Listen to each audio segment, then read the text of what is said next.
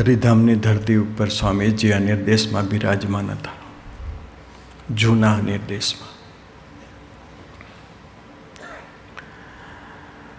બધા વડીલ સંતો અને વડીલ મહાનુભાવો સ્વરૂપો બિરાજમાન હતા. અને ત્યાં સ્વામીજીએ એક પ્રશ્ન પૂછ્યો કે મહારાજ, આપણને જન્મો જન્મ પૃથ્વી ઉપર શા માટે લાવે છે? આપણો બધાનો જ પ્રશ્ન છે, પણ સ્વામીજીએ વડીલોને નિમિત્ત બનાવી અને આપણને લેશન આપ્યું. સ્વામીજીએ એવું કહ્યું કે તમે બધા કહો, તમે બધા બુદ્ધિશાળી છો, કથા વાર્તા વાગોરો છો, ખૂબ ભજનિક છો, એકાંતિકમાંથી પરમ એકાંતિકની સ્થિતિ તરફ જઈ રહ્યા છો, તો આપ આનો પ્રશ્નનો જવાબ આપો. એમાં બધા જ વડીલો હતા. સ્વામીજીને સંતોષકારક જવાબ મળ્યો નહીં. પછી સ્વામીજી એક વાક્ય બોલ્યા કે મહારાજ, આપણને થોડા થોડા સમયે પૃથ્વી ઉપર ફરીને ફરી એટલા માટે ઢકેલે છે, એનું મૂળ કારણ છે આપણી નિષ્ઠાની કચાશ. દિવાળીના શુભ અને મહામંગલકારી દિવસે પ્રબોધ સ્વામીના ચરણામાં એટલી પ્રાર્થના કરીએ કે અમારી પાસે હજુ પણ સમય છે,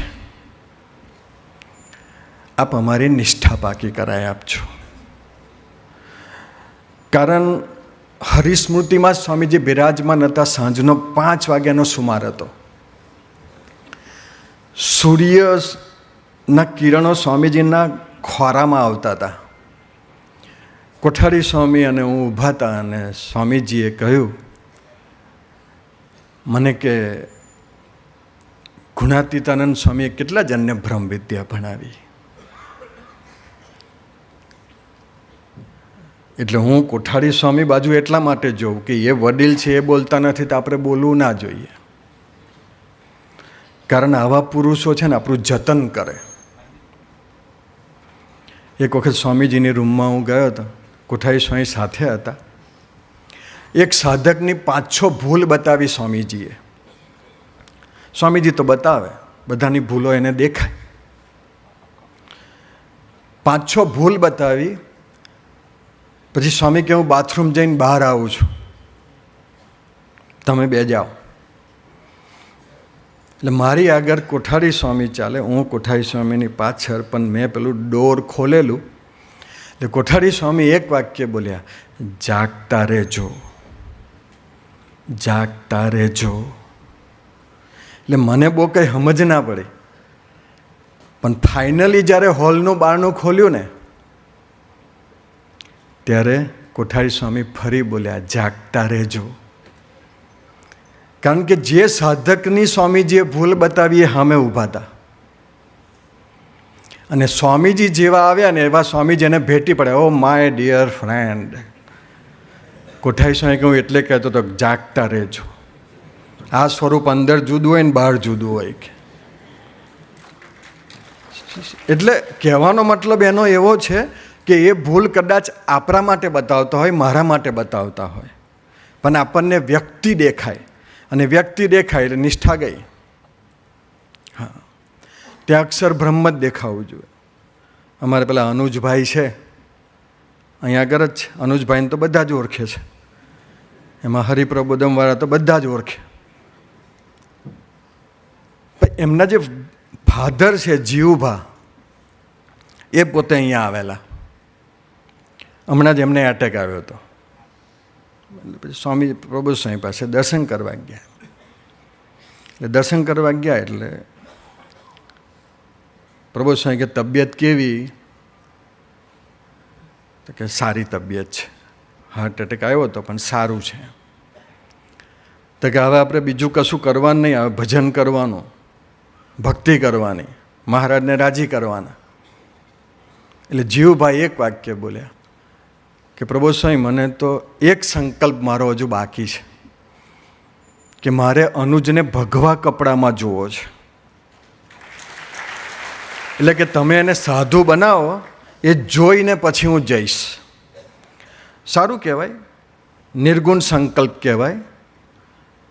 બાકી તો ઘણાને ઘણા બધા સંકલ્પો હોય છે કે આટલા સંકલ્પ પૂરા થાય પછી અમે નીકળીએ અહીંયાથી, પણ એમનો નિર્ગુણ સંકલ્પ. હવે પ્રબોધ સ્વામીનું અત્યારે કંઈ નવી યોજના છે નહીં કે ભાઈ સંતો બનાવવા. કારણ એટલા માટે કે અત્યારે તો અમારી પાસે જ જગ્યા નથી. અમારી વ્યવસ્થા થાય પછી અત્યારે અમારું બધું સેટ થઈ ગયું છે. હવે નવા બનાવવા ક્યાંથી? પણ પ્રબોધ સ્વામી પોતે જે સ્વામીજી સાથેનો સંબંધથી જીવતા હતા એ વાત કરતા પ્રબોધ સ્વામી એક વાક્ય બોલ્યા કે જીવભા, આ અનુજ તમને પેન્ટ શર્ટમાં દેખાય છે, બાકી મને તો ભગવા કપડામાં જ દેખાય છે. એ દ્રષ્ટિએ દિવાળીના દિવસે ન આવે. સ્વામીજી દિવાળી આ મારું 63મું ચાલે છે. 62 દિવાળીઓ કરી, એમાં 40 હરિધામમાં ને બાકીની ઘેર. પણ નિષ્ઠા પાકી નહીં થાય તો મહારાજ ઉપર તો એવું કહેશે કે હજુ બીજી દિવાળીઓ કરી આવો, જાઓ. આજે દિવાળીના શુભ અને મહામંગલકારી દિવસે દયાળુ અમારી પર એવી કૃપા કરો કે અમારા સૌની નિષ્ઠા પાકી થઈ જાય. ભલે કદાચ થોડા ઘણા ગુણ વધતા ઓછા આવશે, એની કંઈ અમને બહુ ચિંતા નથી. કારણ એટલા માટે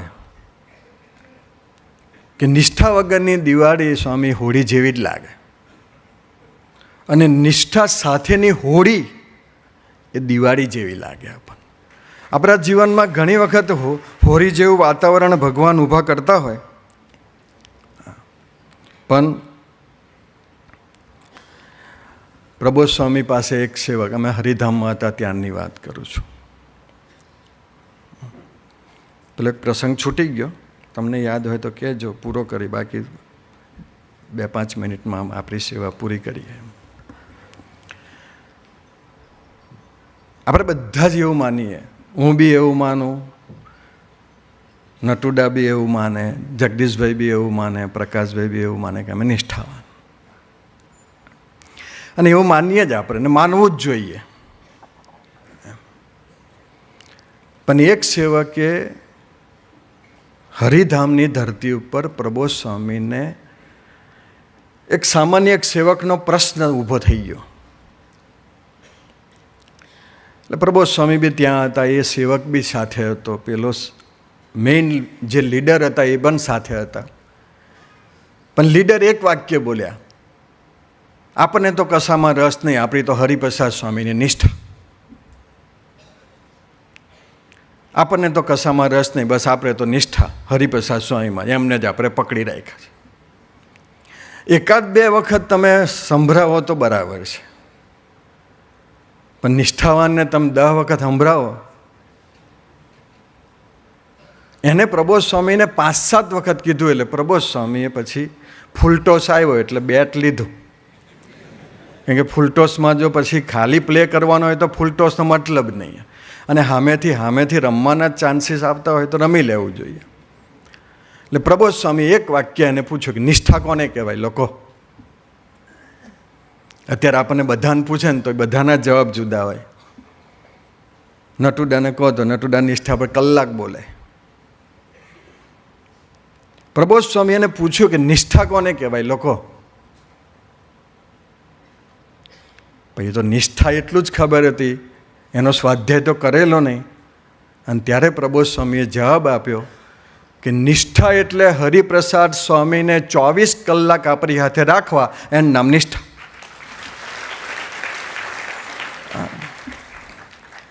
હવે આપણે કેટલા રાખી શકીએ છીએ એટલી આપણી નિષ્ઠા. થર્મોમીટર આપણે જ રાખવાનું,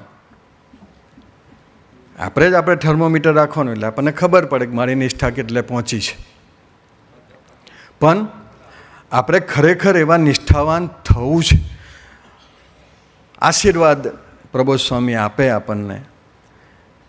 હા, હું પેલું પ્રસંગ કહેતો હતો, મહારાજે યાદ કરાવ્યું. બોલો, તમે તો બધા જીનિયસ માણસો કે સારું ભૂલી જાય તો વહેલું પતે એમ. તે સ્વામીજી મને કહે કે ગુણાત્યાન સ્વામી કેટલા જણને દીક્ષા આપેલી? હું કશું બોલ્યો નહીં. પછી સ્વામીજીએ ફરી પૂછ્યું, મૂકું 200 જણને દીક્ષા આપે. અને પછી સ્વામીજી એક વાક્ય બોલ્યા ત્યાં બેઠા બેઠા, મને કે સર્વમ ધામમાં જતાં પહેલાં હજારોની નિષ્ઠા પાકી કરાય પછી ધરતી પરથી જવું છે. તો કેટલાની નિષ્ઠા પાકી થઈ જ ગઈ હશે, અને નહીં થાય તો પ્રબોધ સ્વામીને હવાલો સોંપેલો જ છે. કેમ કે હરિપ્રસાદ સ્વામીએ પ્રબોધ સ્વામીને સમૃદ્ધિને સંપત્તિનો હવાલો નથી આપ્યો, ઐશ્વર્ય પ્રતાપ અને સાધુતાનો હવાલો આપ્યો છે, દાસત્વનો હવાલો આપ્યો છે, ગરીબાઈનો હવાલો આપ્યો છે.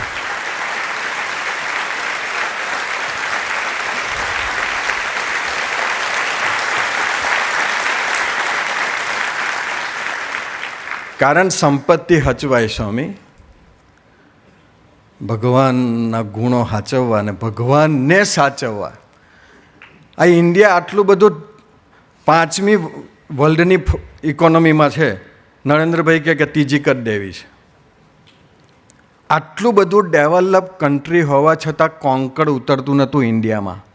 કારણ કોંકણને ઉતરવા માટે રનવે જ નહોતા ઇન્ડિયામાં. 6 ફૂટનો સ્લેબ જોવે ત્યાં તો કોંકણ ઉતરે. તો કોંકણને ઉતરવા 6 ફૂટનો સ્લેબ જોવે તો મહારાજને ઉતારવા તો અક્ષરબ્રહ્મનો સ્લેબ જોવે, નિષ્ઠાનો સ્લેબ જોવે. ત્યારે તો મહારાજ લેન્ડ થાય, અને લેન્ડ થયા પછી કોઈને ખબર ના પડવી જોઈએ કે મારામાં લેન્ડ થઈ ગયા. હા, નહીં તો આપણને તો સ્વપ્ન આવે તો સવારમાં 4 જણને કહી દે આજે સ્વામી સ્વપ્નમાં આવ્યા હતા. સ્વામી કહે કે સ્વપ્ન પચતું નહીં, નારાયણનું ખમીર શું પચવાનું તમને. હા, પણ પ્રબોધ સ્વામીએ 50 વર્ષ હરિધામની ધરતી પર હરિપ્રસાદ સ્વામીને પોતાના હૃદયમાં લેન્ડ રાખેલા, ઉતારેલા, છતાં બી કોઈને ખબર નથી પડવા દીધી. એની ગરીબાઈ છે, એની સાધુતા છે. પણ અમને એવા આશીર્વાદ આપજો, અમારી નિષ્ઠા પાકી થઈ જાય, અને નિષ્ઠા પાકી થતાની સાથે અમને દાસત્વ અને ગરીબાઈ બી એવી આપજો કે અમારી નિષ્ઠા પાકી થઈ છે એ કોઈને ખબર ના પડે. બાકી અમને પાછું એ પછી બહુ મોટી રામાયણ. ગુણો આવે પણ ગુણોનું જાણપણું જે ન રહેવું એ ખૂબ અઘરું છે, અને એ આ પુરુષો પાસેથી આપણને શીખવા મળે. કહેવાનો મતલબ એટલો જ છે, બહુ કંઈ ખાસ વાત નથી કરવી. અમને એવું બળ બુદ્ધિને શક્તિ આપજો કે અમે દેહે કરીને, મને કરીને અને આત્માએ કરીને સ્વામીજીને સાથે રાખીએ, તમને સાથે રાખીએ. કારણ એટલાન્ટાની ધરતી ઉપર સ્વામીજી જમવા બેઠા હતા. શ્રીજી ચરણ સ્વામી, એટલે એ આમાં તો કેવું છે કે એનાઉન્સ થયું કે મૈત્રી સ્વામી બ્રહ્મવિહારી સ્વામી આવી જાય, તો મૈત્રી સ્વામી પહેલી ખુરશી પર બેસી ગયા. તો સંગીત ખુરશી જેવું વહેલો બેસી ગયો તે ખરો. પછી બ્રહ્મવિહારી સ્વામી કીધું હશે કે આગળ ખસો, એટલે ખસ્યા. તે સ્વામીજી જમવા બેઠા હતા, તે શ્રીજી મહારાજ કે એ સ્વામીજીની આમ આ દૂર બેસી ગયો, અને મને કે તમે અહીં બેહો એમ. તે મારે સ્વામીજીની બાજુમાં બેસવાનું થયું. પછી અમે જમતા હતા. હવે જમવામાં તો સ્વામીજી કોક જ એવા પુરુષો હોય કે જે મહારાજમાં રહીને જમતા હોય. આપણે તો જમતા હતા, અને થોડું થોડું એમ સ્વામીજી બાજુ દર્શન કરીએ. એમ જમવામાં વૃત્તિ 90%, મહારાજમાં 10% વૃત્તિ. પછી સ્વામીજીએ 80% સ્વામીજીનું જમવાનું પૂરું થાય એટલે કે સ્વામીજી કંઈ બોલે નહીં. પછી 10% બાકી હોય ને એટલે કે આ ગાજર ક્યાંનું છે, ન્યૂઝીલેન્ડનું છે, અમેરિકાનું છે, કાચું છે, ઇન્ડિયા જેવી મજા નહીં. આ ન્યૂઝીલેન્ડમાં આ લોકોએ વેલિંગ્ટનની અંદર સારામાં સારી હિલ ઉપર સ્વામીજીનું મકાન રેન્ટ ઉપર રાખ્યું 4 દિવસ. તમે સ્વામી એમ ઊભા રહો ને એટલે આખું વેલિંગ્ટન દેખાય. અને બધાને એવું હતું કે સ્વામીજી એમ જોશે ને એટલે રાજી રાજી થઈ જશે એમ. તે સ્વામીજી સવારમાં ઉઠ્યા તે પછી ગેલેરીમાં બહાર કે સ્વામીજી પધારો એમ. સ્વામીજી પધાર્યા. સ્વામીજી પધાર્યા એટલે બધાને જ એવું હતું કે સ્વામીજી કંઈક સ્ટેટમેન્ટ આપશે એમ. તેમ બધાને એમ જોતા હતા. એટલે બધાની ધીરજ રહી નહીં. એટલે એક જણાએ પૂછ્યું કે સ્વામી કેવું લાગ્યું? સ્વામી કે સાવલીન ભાગોળ જેવું છે કે. બોલો. તમે જ્યાં છો ત્યાંથી નીચે ઉતારવાનું કામ આ લોકો કરતા હોય છે. હવે તહીં સાવલીને ભાગવત યાદ કરવાની શું જરૂર? પણ વેલિંગ્ટનમાં જેટલા દિવસ રહ્યા પછી કોઈને રસ જ ના રહ્યો એ મકાનમાં રહેવાનું. પછી કે ભાઈ આ એક જ રસ છે મહારાજમાં. હમણાં સુરેશ સ્વામી મોન્ટ્રીયલ લઈ ગયેલા ટેકરા પર. મોન્ટ્રીયલમાં એક ટેકરો છે. પ્રબોધ સ્વામીએ કીધું હતું કે ટેકરા પર જઈએ, લઈ ગયા. હવે પ્રબોધ સ્વામી એકચ્યુઅલી ટેકરા પર એટલા માટે લઈ ગયેલા કે બધાને આનંદ આવે ને બધા દર્શન કરે ને થોડોક ફ્રેશ થાય. તે બધાને પાછું પ્રબોધ સ્વામીએ જોયું તો બધા પ્રબોધ સ્વામી બાજુ જોતા હતા. તો પ્રબોધ સ્વામીએ પાછું કીધું કે કોઈક સમજાવો તો ખરા કે આ ટેકરાનું મહત્વ શું છે. તે કોઈક બોલ્યું તો બી પેલા બોલનારમાં કોઈને રસ નહીં, બધા પ્રબોધ સ્વામીમાં જ રસ. પ્રબોધ સ્વામી કે ચાલો હવે મારી બાજુ જોયા કરવું હોય તો આપણે રૂમમાં જ જઈને જોઈશું કે ઉતરો અહીંથી બધા. એટલે સ્વામીજીએ આપણને એવા તૈયાર કરી દીધા છે કે આપણે ગમે તેટલા દુનિયાના સૌંદર્યમાં સૌંદર્ય સિટીમાં હો જઈશું ને ત્યાં પણ આપણી હાથે મહારાજને પ્રબોધ સ્વામી છે એટલે આપણને સુખ નહીં લેવા. અમે પેલું કંઈક ન્યૂઝીલેન્ડ જવાનું છે, સ્વામીજીએ કહ્યું તે સિંગાપોર અમે હું શાશ્વત સ્વામી. હવે એરપોર્ટ ઉપરથી ઉતારે જતા હતા સિંગાપોર. તે શાશ્વત સ્વામી મને કે સ્વામીજી છે ને એ સિંગાપોર આવેલા કે સિંગાપોર જોવા જેવું છે સ્વામી. એકાદ અન્નકૂટ આપણે સિંગાપોર રાખીશું, બધા આવજો. પણ અશોકભાઈએ ગોઠવવાનું છે. હવે એટલી બધી બ્યુટી મસ્ત લાગે એમ સિંગાપોર. તેમ સિંગાપોર એમ સ્વામીજીએ જોયું હશે એટલે સ્વામીજી બોલ્યા. હવે શાશ્વત સ્વામી અમે એરપોર્ટથી ઘરે જતા હતા, મને શાશ્વત સ્વામી મને કે સ્વામીજી એવું બોલેલા કે આ સિંગાપોરની બ્યુટી જેને ગમશે ને એને 500 વર્ષ મહારાજ સ્વર્ગમાં રાખશે કે. મેં કહ્યું શાશ્વત સ્વામી આ નીકળતી વખતે કીધું હોત તો બરાબર. હવે તમને એન્ટ્રીમાં જ આવા વિચારો આવે છે કે ભાઈ સિંગાપોર નહીં જોવાનું, તો લાવ્યા શું કરવા સિંગાપોર? એરપોર્ટ પરથી બહાર દેવાતા સીધા. પણ મહારાજ નિરંતર આપણી રક્ષામાં છે. એટલે પ્રબોધ સ્વામીના ચરણમાં એટલી પ્રાર્થના, અમને એવું બળ બુદ્ધિને શક્તિ આપજો કે અમારી નિષ્ઠા પાકી રહે. અને નિષ્ઠા પાકી થાય એટલે દુનિયાના કોઈ પદાર્થ પછી અમને ગમે નહીં, કોઈ વ્યક્તિ ગમે નહીં, કાંઈ ગમે નહીં. બસ એક તમે જ ગમો ને અમે તમારામાં જ ડૂબેલા રહીએ એવું બળ આપજો. એ જ પ્રાર્થના સજ્જન.